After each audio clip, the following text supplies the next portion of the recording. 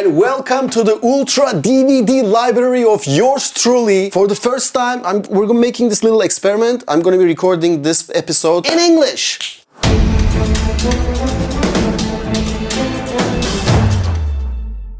Okay, so last month when I was in London for the Worldwide Weird Festival, presenting my awesome, amazing revenge film Sayara, Arrow Video were so kind to invite me for their closet pick show. We made this like really cool 6 movies to watch before you die on a plane going down to hell type of a title it was. Anyways, and then they let me choose 6 films of my choice and I had a blast. So this is the first time also that we're doing an episode about a DVD label. I picked Arrow Video because of this like my recent trip to Arrow Video headquarters. Later we're gonna also do about Tartan DVD, Severin, maybe Mondo Macabro, definitely Blue Underground and some other labels as well. My Ultra DVD library is Ultra because it's mainly genre movies, it's mainly B movies, what the fuck movies. This is my horror section, this is my science fiction section, and here I have the labels like 20s, 30s, 40s, 70s, 80s, David Lynch, Cronenberg, 90s, 2000s, and here we have the video nasties, here we have the zombies, down below I have creature feature movies like anything from Food of the Gods 2 to Ghost and the Darkness, from Tremors to Snakes on a Plane. Also we have like other crazy stuff like Japan X, French New Extremity, the slashers, Giallo, like I talked about all this in my first episode. It's all in Turkish, but maybe if you go check it out in English subtitles you might enjoy. I don't know if the subtitling technology is on par with that yet, but so to begin my list, when I started this collection it was early 2000s, I think 2001 or 2. My first ever DVD that I purchased is actually South Park, the bigger, better, uncut. Anyways, I think it was this and Conair, both of them, I got them together. So when I started this collection it was all about Tartan label and Tartan Extreme and Arrow Video, and then later I discovered Blue Underground and Severin and some awesome other like labels. These genre-oriented sub-genre labels were very dear for us, of course. They really made my library what it is today. If I have to say my most Arrow Video DVD, I should probably either go to fucking Inferno with this awesome changeable cover. Either I would go to this, I would go to Deadly Spawn. Amazing. I love this film.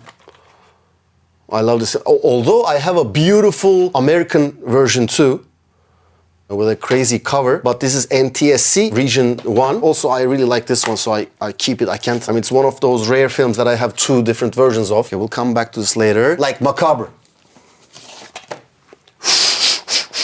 Check this out. Yeah, because like when I think of Arrow Video, I initially think of 80s, video nasties, 70s, and mostly horror. Mostly like low budget, extreme, and emotional horror films. And yeah, so I can start my top 5 list with Macabre at number 5. I love this film. It's my favorite Lamberto Bava film. And last month when I was in London, I was there at Worldwide Weird Festival. We watched this on big screen with Lamberto Bava with us. And he was on the stage afterwards. He blessed us with his Q&A. I love this film so much. Like I want to make something like a remake of this at some point. I would love to do this. And yeah, and also right next to this there's another Arrow Video which I should like just show you. Like it's Wes Craven's one of his lesser known films, Deadly Blessing, is also here under Arrow Video. If I have to pick number 4 from an earlier age, I have to show you first like Incredible Melting Man, which is pretty cool. Also like if those of you know what was the name of the show from Nickelodeon, there was this show with like all these different toys. I think it was a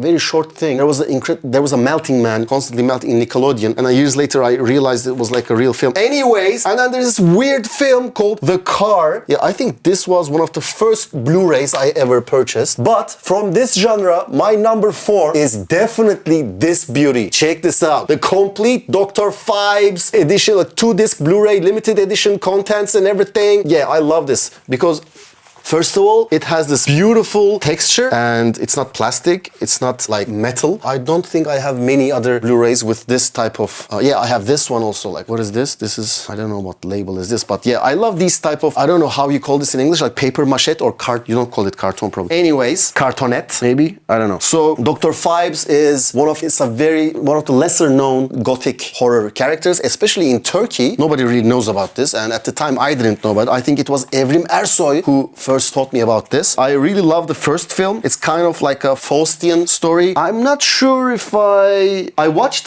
Dr. Phibes Rises Again. I watched the second film, but I'm not sure if I'm crazy for the second film. But Vincent Price, the first Dr. Phibes, is an amazing film. It's like, it's not realistic. It's mostly in interior sets, but very crazy and very beautiful stuff happening. I would kind of like say this movie is similar to Danger Diabolik in some senses, although this is more stylish.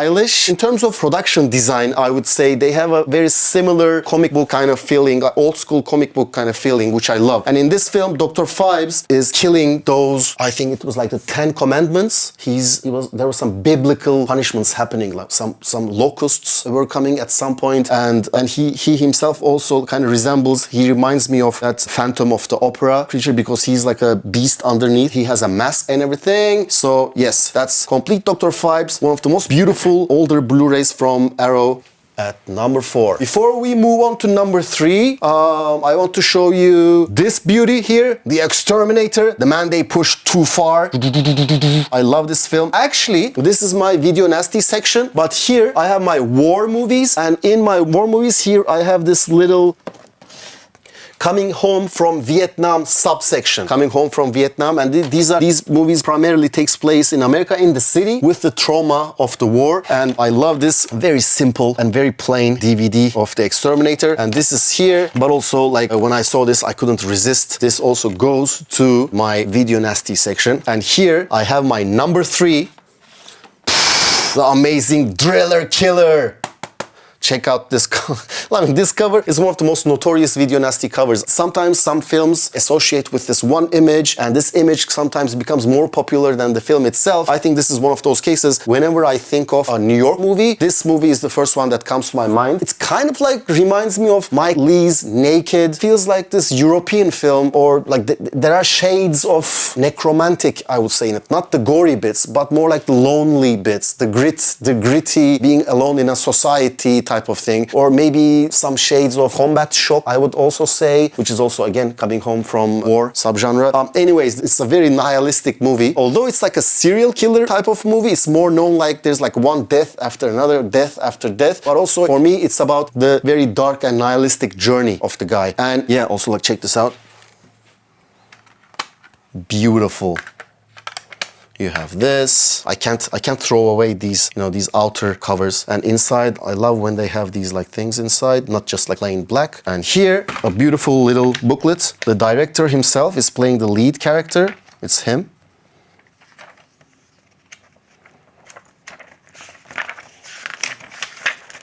And also, like from the same director, Abel Ferrara, I love Miss 45. And the famous beginning of the film, it says, "This film should be played loud."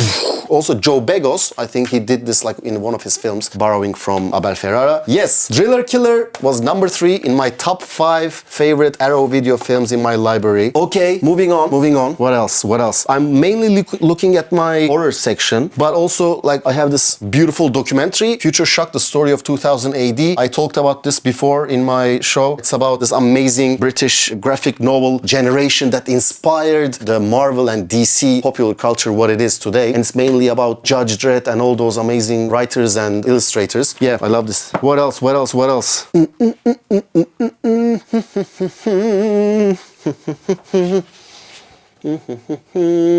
Not my favorites, but in terms of the Blu-rays themselves, these are amazing. Look, check these out. I love these like horizontal DVDs. They're horizontal and they're metallic. Beautiful.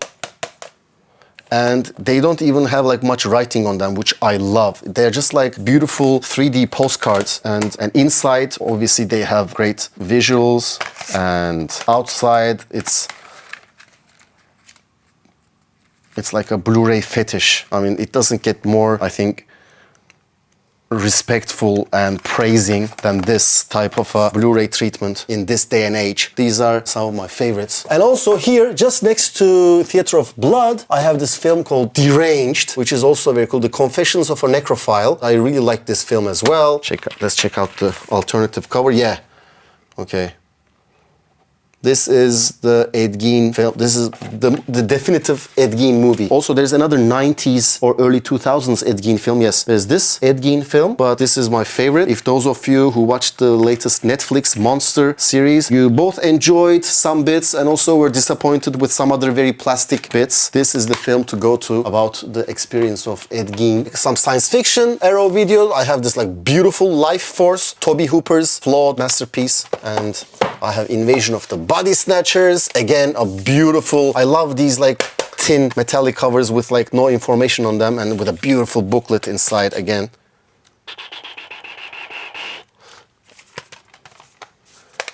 And next to it, here's the original 50s Invasion of the Body Snatchers. By the way, these are my space movies. This is Final Frontier, where mankind goes to space. This is First Contact, where the aliens come to Earth. This is more like a Western continuation of Western culture, where this is more like Prometheus, bringing us the fire type of thing. The First Contact. Yeah, continuing from Arrow films, I think my number 2 has to be, where is it?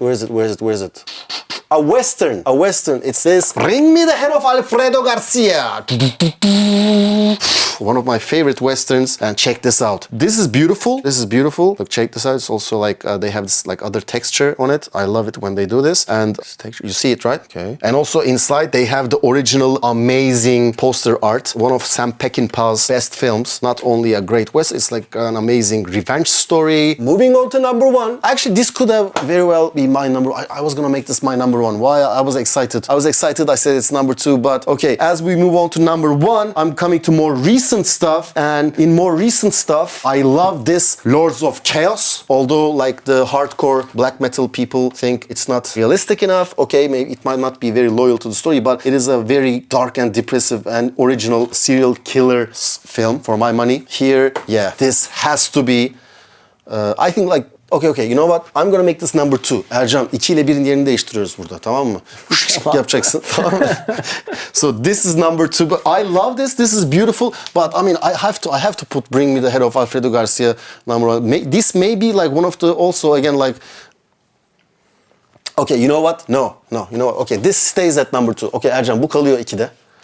Okay, this is beautiful. I loved Hagazusa and everything because I just saw number 1 with the corner of my eye and I remembered. Okay, but before we move on to number 1, I want to show you this amazing madness, the coming of sin, with this crazy image of a horse, golden horse statue, and inside with a red velvet interior, this woman is waiting in this fetishized pose of this crazy, almost it feels like subconscious, like the Cell, the subconscious stuff happening in the Cell, the movie, Tarsem Singh movie, The Cell. And yeah, it's oh my god, it's kind of like a stylistic erotic film from Spain, right? This is Spanish, it's not Italian. Yes, Spanish. But check this out. When it was released in England, it was released with this cover.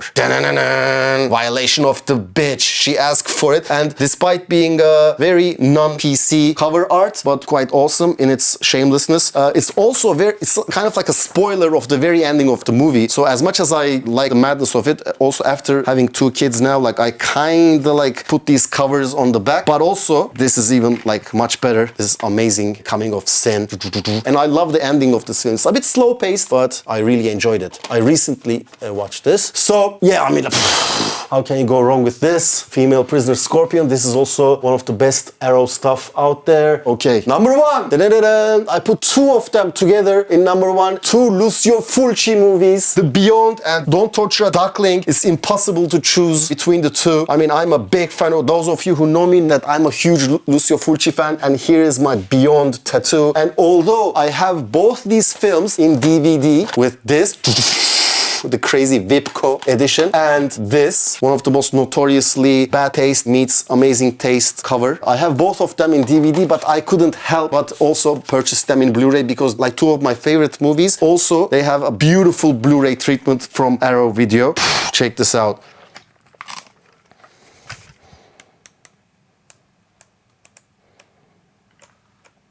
tarantulas and everything. Here with the slip cover off, you have the original cover art and the original Italian title. I love it when they do this. Inside you have yet another alternative cover art, like here. Beautiful. Beautiful. Whoever is doing these designs in Arrow, thank you from the bottom of my heart. Awesome. Keep up the good work. These two beauties are going both sharing number one. Before I say goodbye, I have to go to my slasher section and also like talk about these beauties. Silent Night, Deadly Night, one of my all-time favorite slashers. Slayer, which I watched much later and enjoyed. I only watched this a couple years ago. Don't Go in the House is also a Blu-ray I purchased recently, I would say. I think I watched this last year only and I really enjoyed it. It's a bit slow-paced at times. Some of my friends that we watched it together with were bored and they slept, but those of us who remained until the end, we really enjoyed it. And again, I love the treatment they did with this cover. I love it when they showed the respect and love and care these films deserve. It's one thing to like watch them online through piracy or through some of the awesome digital platforms that would like, you know, stream this. I say piracy because unfortunately where I live in Turkey, piracy is a huge thing. And I'm one of the very lucky and rare people who has a DVD library like this. But it's another feeling when you have these physical things, almost like these postcards, and you look at them like every day when you're like walking past, and you put those films next to those other films that you think they're thematically connected, and you put them into their subgenres by directors, by year, and it kind of like continues relation. And I really feel sorry for those, like some of those modern movies that don't have Blu-ray or DVD. Those like, and they don't, their lifespan doesn't last as much, I think. I mean, yeah, it's just like a movie having a poster, you know? I think this is very precious, and just like the LPs, it's kind of coming back in the last couple of years. I'm super glad. And yeah, that's it. Until next time, take care. And don't forget to subscribe, like, and share our video. All the best. Take care.